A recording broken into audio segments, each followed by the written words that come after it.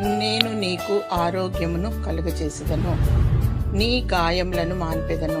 ఇదే యెహోవా వాక్కు. ఇర్మియా గ్రంథము 30వ అధ్యాయము 17వ వచనం. గాయములు, వేదనలు, బాధలు, శోధనలు ఎప్పుడూ మానవుని వెన్నంటూ ఉంటాయి.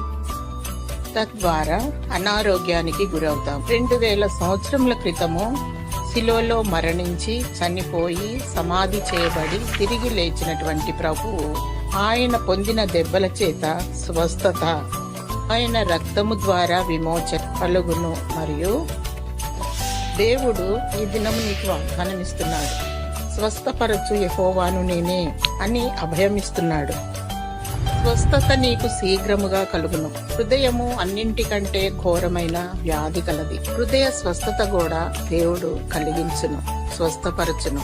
దేవుని ప్రార్థించు. శరీర స్వస్థత మరియు హృదయ స్వస్థత దయచేయును. మనము నోటితో అడిగినచో దేవుడు శీఘ్రమే తన స్వస్థత నీకు దయచేయును. యేసు నామములో తక్షణమే స్వస్థత నీకు లభించును. దేవుని స్తుతించు. దేవుడు నీకు స్వస్థతను, జీవమును అనుగ్రహించి దీవించునుగాక. ఆమేన్.